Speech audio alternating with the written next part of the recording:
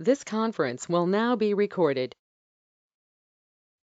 Good evening. This is Richard Maloney. I'm the chairman of the Willington Economic Development Commission. I'd like to call this meeting to order. We have Matt Clark as a full member, William Rankin and myself. We also have Willington's dedicated zoning and planning staff with us, John Guskowski and Mike D'Amato. So we have a full boat. I don't see anybody from the public available to participate this evening, so we'll move on to the next item on the agenda. We have the approval of the minutes. The agenda indicated that the minutes were to be approved tonight are October 10th, but actually they're September 15th. So I would ask for a motion to approve the September 15th minutes. I'll make a motion to approve the September 15th minute. I second. Great. So that's Cheryl Mitchell. I didn't see you out there. I'm sorry, I didn't notice you, Cheryl. Thank you for your attendance. All in favor? Aye. Aye. Great.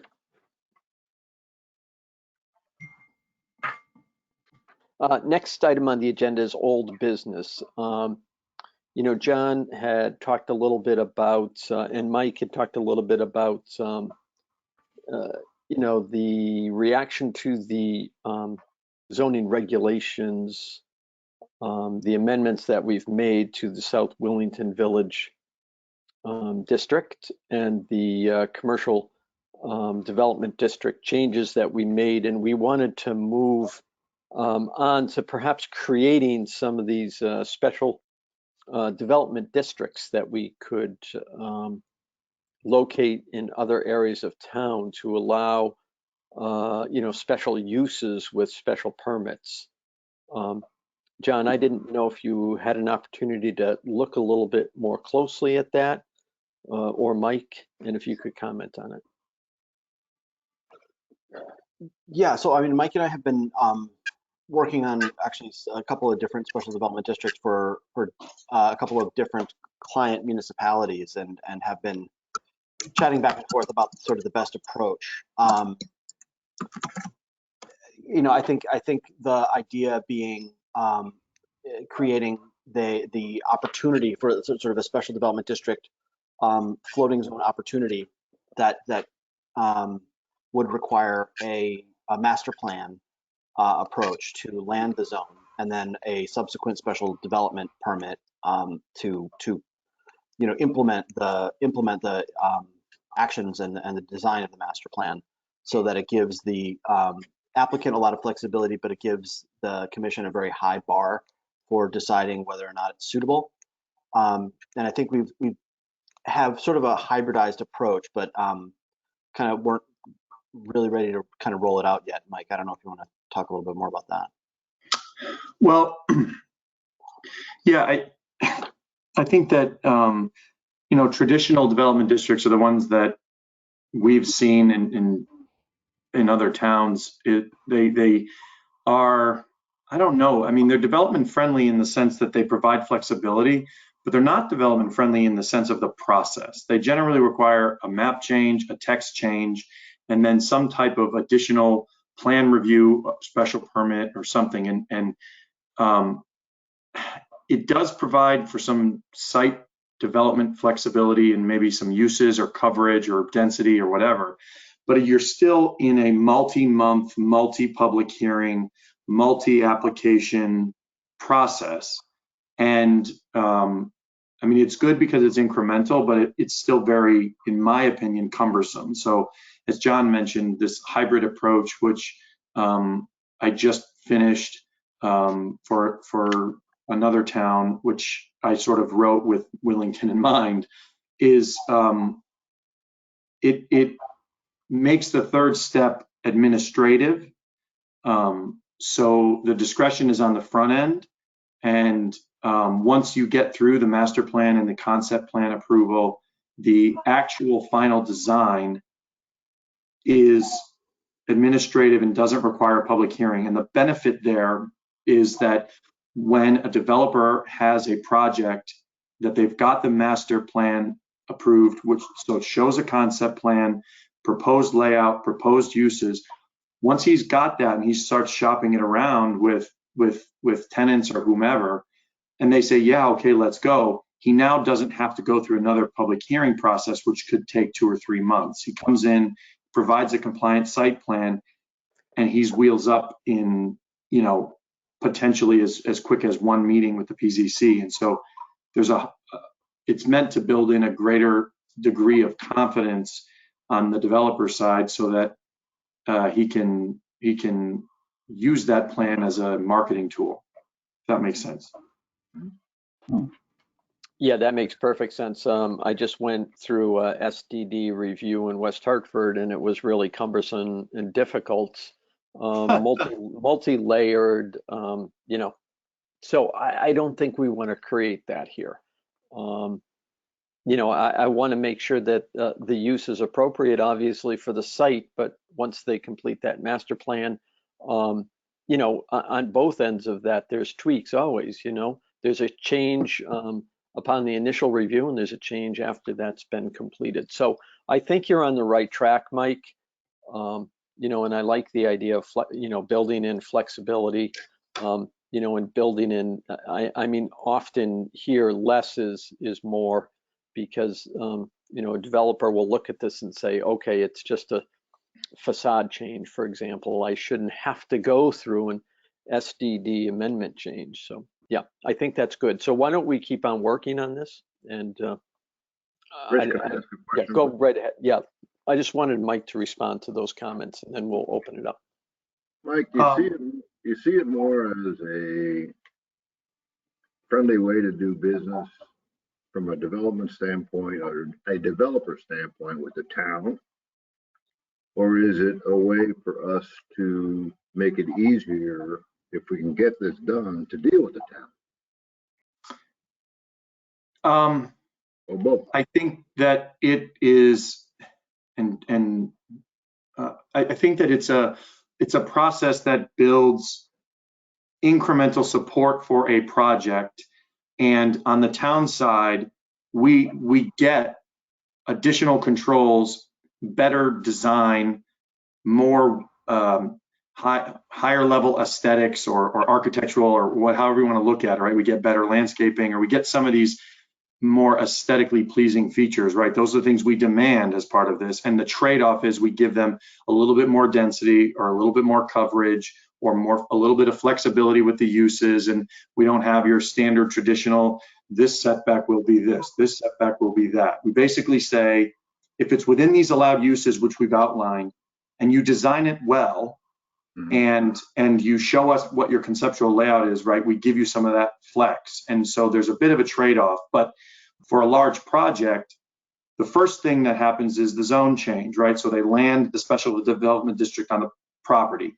So everybody learns that this property is now being considered for a development district. And then they do the concept level plan as part of the master plan, which shows, you know, I don't know, John could tell me what he thinks, but it's probably what, 50% engineering, 30% engineering from a plan perspective. So now we've seen conceptually what the site might look like and what the layout might look like and where the driveways might be and what the uses could be. And then that gets approved. So once we've digested both of those things, the developer goes out, he signs the lease with a tenant. Now they know they've got concept level approval from the town. So if everybody's got confidence, and he comes back in with a site plan that shows that 50+% design, but the town has already digested the where, they've already digested conceptually what the site would look like developed. So that comfort level has been built over time rather than dropping a 60-page plan set in front of the PZC and saying, oh, by the way, a week ago you knew nothing about it. Now we need you to approve Love's Travel Stop. So I think it will be much more, make everybody more comfortable. Yeah, no, I think that is correct. It's designed to, in my opinion and experience, it welcomes developers who are a little bit more sophisticated, who come in with good ideas and a good sense of what they want to do with a piece of land. Yep. And then it gives the commission that very high bar that they can say no for any reason whatsoever. Like there's no forcing anything. The commission, has all the discretion in the world to say yes to the zone change or no to zone change. So they can't be sort of steamrolled into it, as if you might with an already landed zone. So I think it is a higher bar. It is more cumbersome, kind of on purpose, but it encourages a more sophisticated level of developer. I think it's a great idea. I just, I'll share a funny experience with you. When we developed some property in Chicago, we found out the only way it was going to get it done is we used the mayor's daughter's attorney's firm. And it just, to me, this is a way that will allow an interested party to come into town and see that we've done our whole, Mike used the expression a couple of meetings ago about being open for business. And we have to do that within the guidelines of the town and what the town wants. But it's good to know that up front. I think this is a great idea. I really do. I think that for the next meeting, we can probably plan to have a draft that we can share ahead of the meeting of what we think our approach to this will be. We probably, one of the things that I'm trying to pull, and we had some luck today, we can probably also share with you an example of what a master concept plan would look like, right? The type of plan that gets submitted so that you can see the difference between 100% engineering set and a concept plan, just so you can get a sense of the difference. And then I think that'd give us enough to have a discussion, meaningful discussion. That'd be helpful. We can do that. Great, that sounds good. Cheryl, did you have any comments on this? No, it sounds good to me. Okay, good. Sam, Samantha, I see that you've joined the meeting. That's awesome. Good to see you. Do you have any comments on this? No, I don't. I'm just listening. Thank you. Okay, great. And I have to be driving, so sorry I'm not on camera. Okay. All right. So, yeah, I like that kind of flexible idea that, you've got a concept plan in this master development document that you put together, so you don't have that full set of architectural and engineering drawings that are necessary. Yeah, good. Okay, so we can have that discussion next meeting. Good. Let's move on to the railroad project. Bill, did you have an update? Nothing encouraging to report. I've spent the past 3 weeks trying to get in touch with Mr. Desiato and been unsuccessful at it. Trying to read in between the lines and knowing Phil, I won't say as well as I do, but just knowing Phil, I think he's quite anxious about our timing versus his timing. And there's nothing wrong with that. I mean, he has a business, and as I said earlier when we got this discussion going with Phil, the stars lined up because he was getting ready to end his, I won't say undevelopment of the gravel pit, but I do believe that he's a little anxious over that. And all we're trying to do is just get contact information from him. If the Rails website generates interest, so at least there's a person to talk to. And I think that's what he's anxious about. I guess I will continue to pursue Phil, and I know sooner or later he's going to grow embarrassed for me calling him every Monday, reminding him he didn't call me last Monday. But the businessman in me says I also think we would move on and create an interest or a little competition And that's with the state. I think this infrastructure bill, which includes, last time I looked, about $500 billion for tax incentives for green energy. I think it fits the bill exactly, or it fits the project exactly. And the railroad, Ed Foley, my contact and very good friend, is willing to introduce the concept to Joe Courtney, because they've done a number of projects together. And I'd be more than willing to ride his coattails to have these discussions about the property off of I-84, which was our first approach. And it got shot down, I believe, by the DOT or I'm not sure which department of the state turned us down, John or Mike, maybe you can help me there. But I do believe in the interest of competition always helps to accelerate things, and the fact that the infrastructure bill is going to be passed sometime, it'd be a good approach. So that's what I'm recommending is we continue to pursue Phil, and I'm not at all giving up on Phil. I understand his anxiety over selling a business and the timing and what's appropriate, having gone through that myself.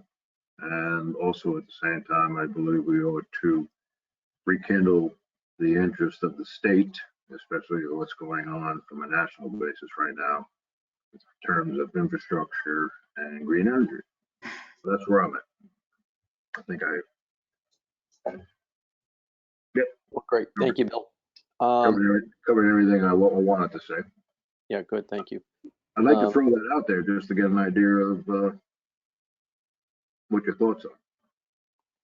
Yeah, I mean, I think it would require a little bit of resources from us, the town, to do some more background on the site development aspect of that, Bill. You know, I think we would probably have to go in and do some survey work and determine if that's a suitable site, how we would get in, how would we get out of that site. And saying that, I don't know if John and Mike had any idea as to resources, if they could expend any resources, or we could allocate some funds so that we could have somebody in the planning office kind of take a shot at this and see if there's some other available sites that would be appropriate. I walked the property about 6 weeks ago. The Knight brothers, who I'm very good friends with, allowed me to access it through their property. And I kind of like the idea of accessing it off of 32 as opposed to coming off the highway or through the rest area, simply because of security and everything that we'd have to go through. And looking at it from where we could access it off of 32, there might be a way that the Knights would have to be involved in it with respect to some property that they own there. I think it's got many ways we could look at it, Rich. But I do believe from the standpoint of if the Desiato property, and I think I made myself clear, if we're going to access the Desiato property off of 32, we're going to get a lot of pushback on that from the townspeople. Mm-hmm. But I really think we ought to have both opportunities facing each other, so to speak. I'm sorry, Bill, you really think 32 is a problem? I think, For the Desiato property? yeah. I think he says that access would be preferable on 32 versus directly from 84. No, I mean, my first preference was to access it off of 74, but we shot that down because what's going on back there. I just think the neighborhood and the site that's available off of 32 coming out of that access way, I think the townspeople will have a problem with that, to be honest with you. For the Desiato site? Excuse me? For the Desiato site? Yeah. I thought when we talked with him that when he's in full operation, his trips per day are not drastically lower than what this site might see. I thought we were only talking, 10 to 15 The problem is his trips per day are people that do it every day. The people that will be visiting this place, especially on the outbound side of what they pick up, will not be drivers that are there every day. So the familiarity, it's just like when we're going through a truck stop. There's people at the truck stop that understand how you get in and get out of there, but there are people. Well, don't tell the neighbors that. One more time. Don't tell the neighbors that you're sending inexperienced truck drivers there. Well, haven't been in this business for 40 years. I can tell you, they always surprise me. Right, and I mean, those questions will be answered through the traffic study and, the planning development and all that. So I don't want to prematurely, I'm not saying, Rich, it can't get done. I'm simply saying, I think from the standpoint of having another option, if the timing for Desiato is 10 years out as opposed to being 2 years out, and then also with what's going on now from the standpoint of infrastructure and green energy, the state might be motivated to do something here. I think that when we spoke last, when we had that meeting with DECD, and then they gave us some of that follow-up, and if my memory's wrong, John can correct me. The main issue with that site, other than concerns about how much of it was developable based from a wetlands perspective, was that it was actually restricted state forest, and so it created an additional layer of how do you do this, because there would be more than just the state transferring land. I'm looking at, let me see if I can share this. Share screen.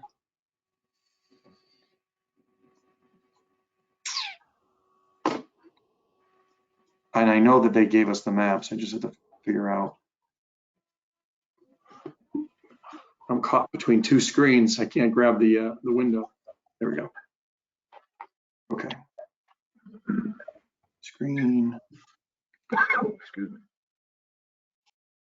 Screen. Okay, so hopefully you can see the screen. Try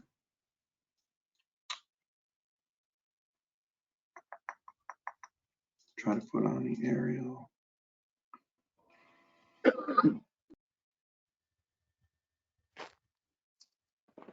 So this is the parcel.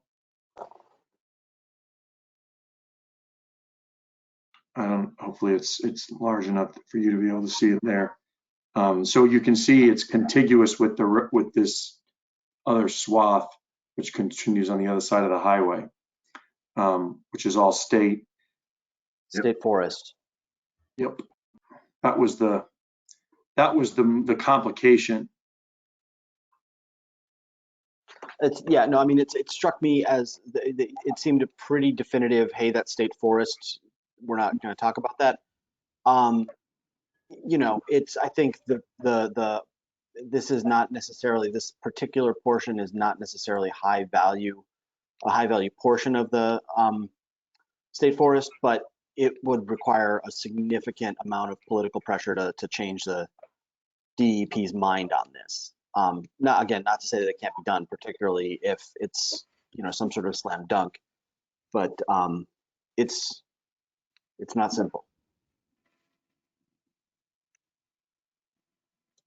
Yeah, do we know where that state forest starts and where it ends? Or, I mean, that's a pretty good sized swath of land there. Is that the Nyholman State Forest? I think so, yeah. I think it tracks the river down for a ways, and it goes up into Ellington, Stafford. Mm-hmm. So I'm not sure if the Knight property, in another small piece there wouldn't be enough room without disturbing the state forest. I wasn't talking the Knight property. I was talking access to the land rather than coming off of 84, using a right of way that obviously the Knights would have to agree to and get paid for. and versus using the rest area on 84. I walked the property and the rail access as well as the land that is quote unquote dry, in my opinion. Of course, I can be corrected. There's plenty of room there to be developed. So Mike, is that whole green swath, is that all state forest? Yes. And where is the site? Could you give us a kind of a Yep. little idea of where the site is in relation to that state forest? So just to give you an idea of the sort of the, everything in light green is state owned property. So the site is here. So here's the, So that's the rest stop there, correct? right. Okay. So that, yeah, so it would be this piece. The Knight property is the one before the Becker property. Okay, so that's on the other side here. This is the railroad track here. So we would want to be to the right of the railroad track, not to the left, I would assume. So we wouldn't go into the state forest. We would stay out here on these parcels.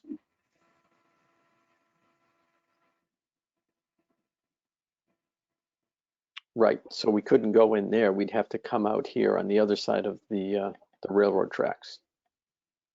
Yeah, it would the right. require a crossover for the trucks, but Yep, to the right of that. we originally started talking, Rich, that we wanted to come through the rest area. Right. And I just see so many problems associated with that from a security standpoint as well as a liability standpoint. And the access to 32 off through the Knight property is, you know, you're half a mile from the exit and it's flat. Just makes a lot more sense. But it's worth having the discussion, Ken. Right, so Mike just added a layer here, the blue, I'm not sure what that is, if that's all wetlands. There's a lot of wetland there, but when I walked, which was directly across from the Knight property, was enough suitable acreage to do what we're talking about, at least from the standpoint of what we're considering for Desiato. We can table that. First, Right, let's find out what Phil's up to. Well, I mean, I like your idea of, you know, looking at another site to see if that's possibly suitable for what we're thinking about. You know, I think it's going to require a little bit of work to determine where that state forest is, where the wetlands are, what parcels are involved, and then we could get those parcel owners kind of to the table and just have a discussion about it. Because I think what we're talking about is several parcels that are to the right of the railroad track and really abut Route 32.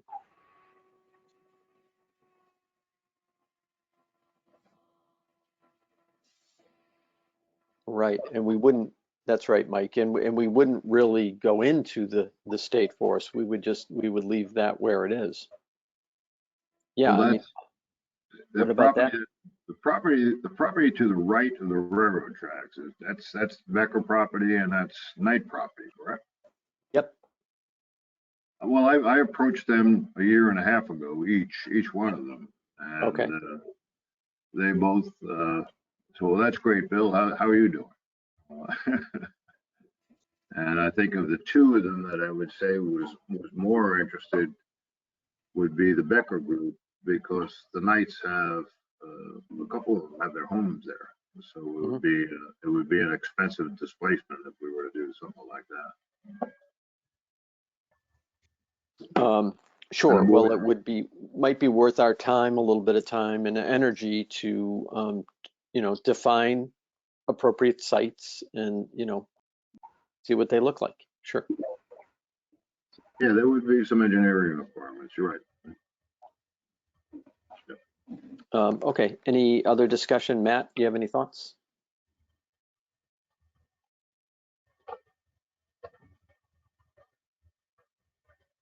Cheryl, any thoughts on this? Nope. Okay. Samantha? No, I think what you're talking about is the best route of action at this point. Great. So, I mean, why don't we put it on the agenda for the next meeting? And Mike and John, maybe you could take a look at that swath of land there and see if there is, what do we need, 10 acres? Is that what we're talking about? Probably what we need for that type of a site and see if it's appropriate. I would say if it's, how I'm thinking the rails are going to utilize this, it's a minimum of 20 acres. 20 acres. Okay. So let's see if there exists 20 acres along that rail that abuts 32 that would be applicable to this. Okay. Great. Okay, American Recovery Act. So we had sent a draft. I'm sorry, John had put a draft together. We sent that over to the selectmen requesting that they take action on our American Recovery Act plan. Mike, have you heard anything back? So at the last meeting, one of the things that was discussed by the group, there were actually some members of the public that attended as well, was to implement Stafford's model of how, and a couple of other towns, which is essentially create and authorize a commission to review the requests and then actually have the authority to disperse the funding. The reason for this is a couple of things. Number one, there's some time before all the money has to be spent and obligated. So this is not a rush job. Number two, if you create and authorize this type of a body, it takes away the need every time someone has a request to hold a town meeting. So if something comes up and there's time sensitivity, we don't need to have a town meeting to make a decision about spending $1 from this fund or $1 million because this commission is authorized to do so.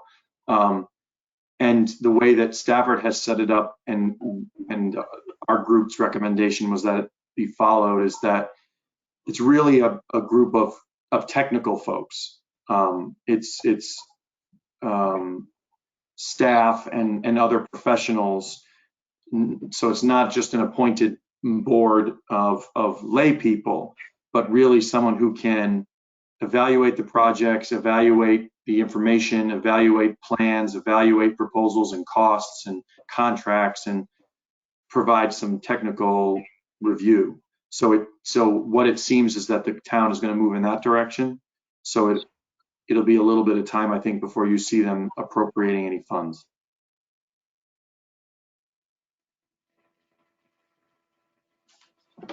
Thanks for that overview, Mike. You know, in my mind, for these small businesses, there's real urgency to get those dollars into their hands. The sooner, the better.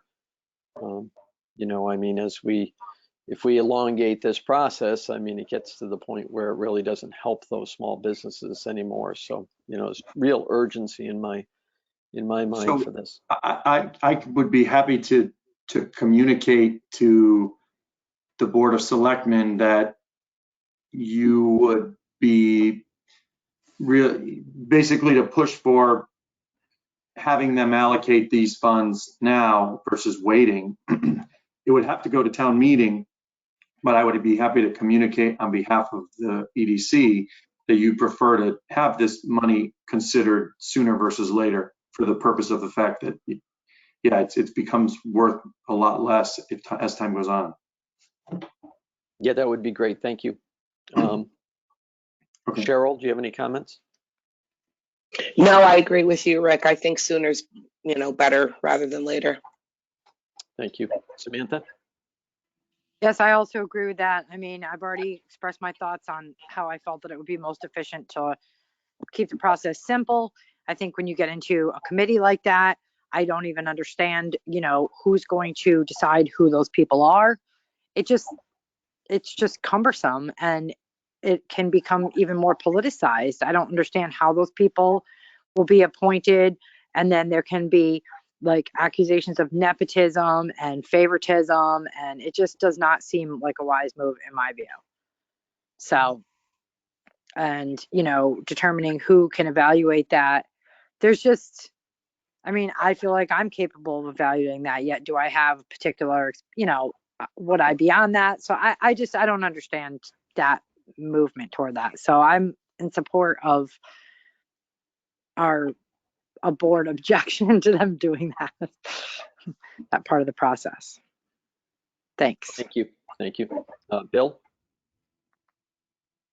So, ready, aim, fire is always a way to do it. This seems to be ready, fire, aim, but it happens a lot when you have a broad stroke like this, and I think we're doing the right thing. It just takes time to work your way through and do it correctly. Thank you. And your thoughts, Matt? Yeah, I sort of view it as ready, ready, ready, ready. And I agree with Samantha. Everything that Samantha said is taking the words right out of my mouth. I think we should move, sooner rather than later, quicker rather than slower. And I also don't understand any need for expert knowledge or anything like that. I think disbursement of American Recovery Act funds is something that we as a body politic can do. We don't need any experts to do that. Thank you. So if you could express that desire, Mike, for us to the Board of Selectmen, we would appreciate it. Thank you. Will do. Okay, so new business. We wanted to have a discussion about CES certification. John, so maybe you could run us through that and what you think are the positives and the negatives of that. Well, so and I think I had probably intended to send a link. I don't know if we actually sent it. Mike, can I share the screen, or do You should be able to. You can't? no?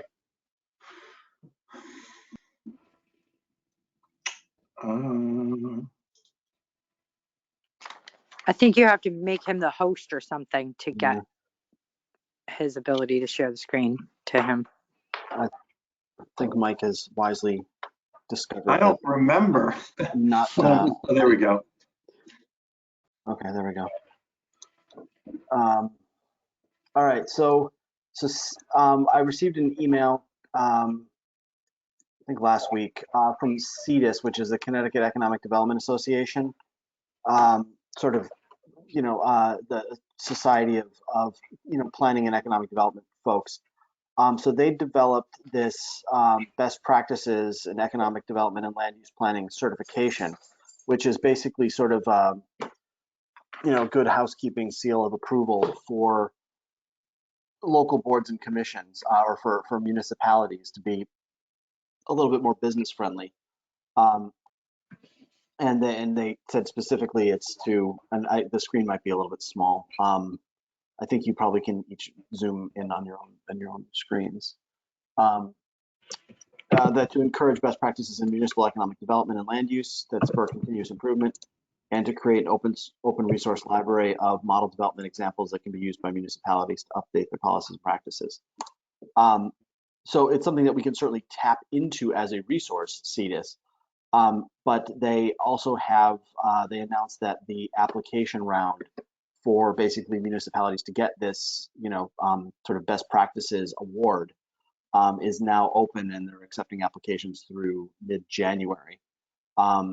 And so you basically have to, and actually here I can share the screen. This is a little bit,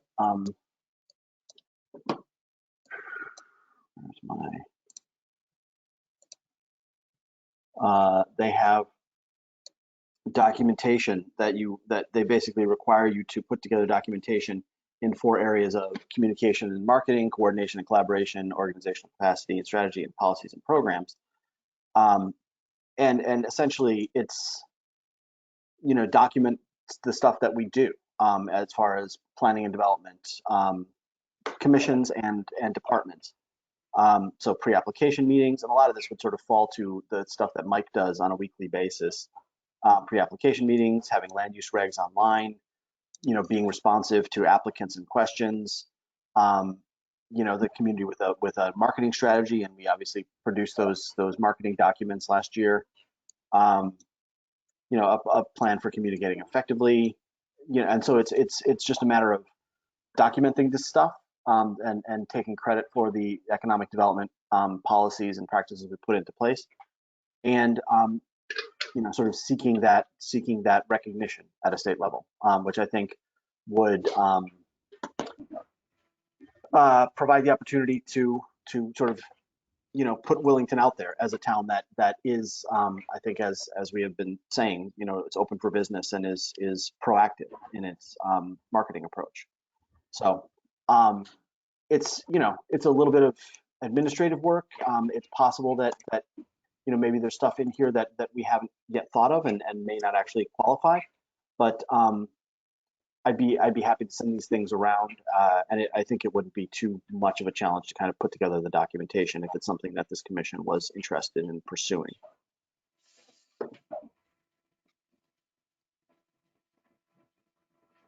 Thank you, John. Appreciate the overview. Cheryl, what do you think about proposing that we go forward with a CES certification? I think that's an excellent idea. Good. Samantha?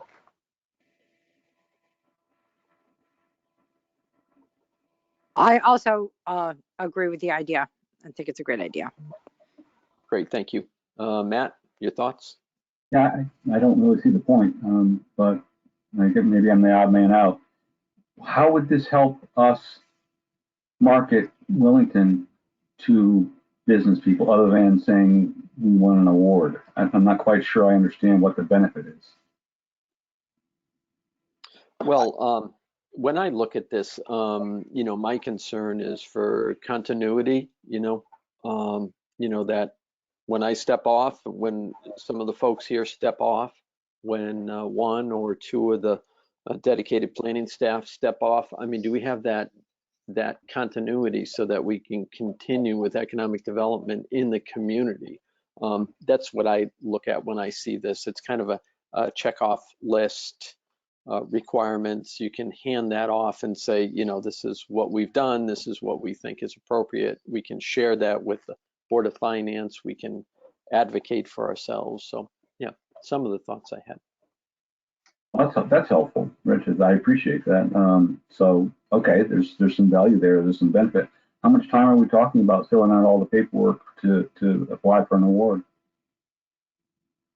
John, what are your thoughts? I mean, that's probably something you and Mike could put together within available resources.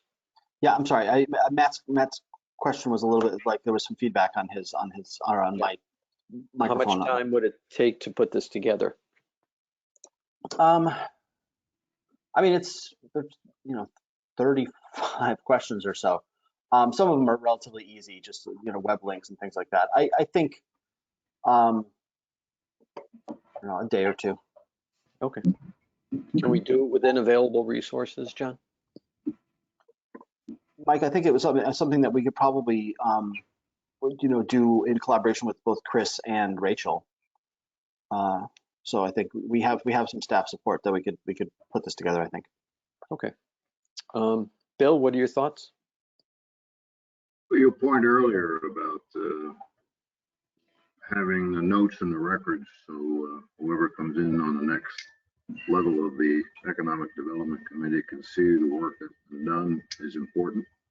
It's progress, and I also believe that we are making progress, and a lot of that has to do with what's available, what's out there right now, the market that we're in, and when I made the jump over from the Board of Finance to the Economic Development Committee, it was very evident to me after 2 years on the Board of Finance that we needed new revenue streams.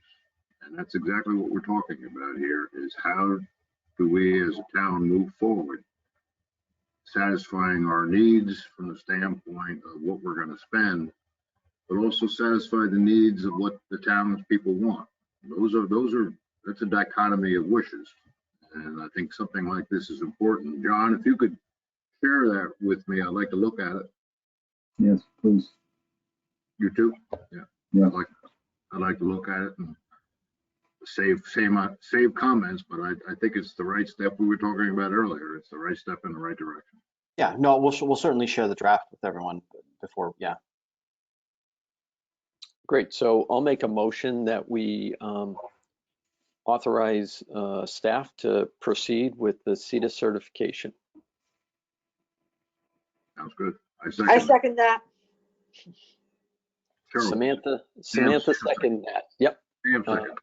Okay, all in favor? Aye. Aye. Aye. Great, thank you. Okay, so next item on Thank the you, John. agenda is CIP. You know, for everybody, you know, I mean, Bill knows this and Matt knows this. You know, we have a CIP committee.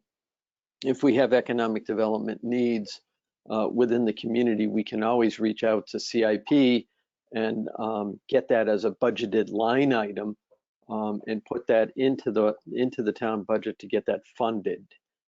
Something like a tax abatement for a business would be an appropriate line item for CIP.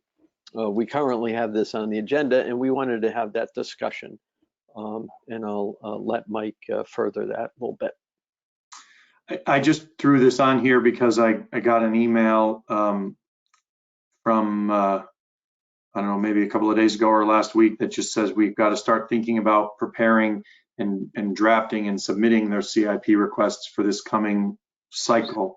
So just as you were discussing, if there's anything that the commission felt they wanted to submit, we could certainly include that. I'm just trying to figure out the date. It's coming up pretty quick. Yeah, I think they start to meet somewhere middle of January, Mike, and then we have to submit probably last week in January. Do we have any items on CIP now? I don't think. I don't know. We do not. No.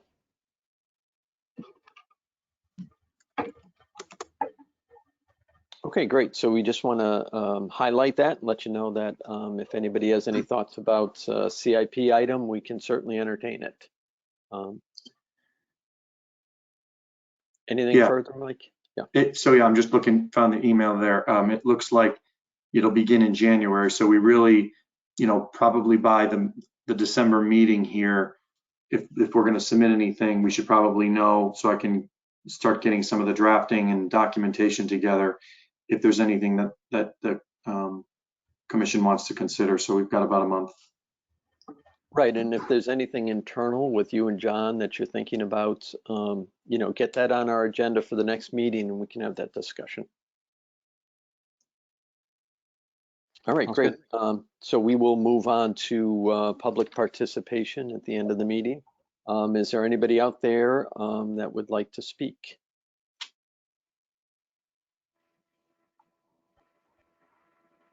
I see Ralph out there. Ralph, did you have anything?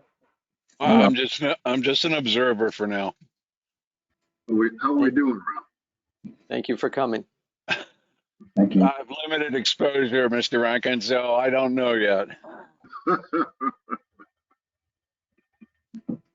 All right, anything else for the good and welfare of the group?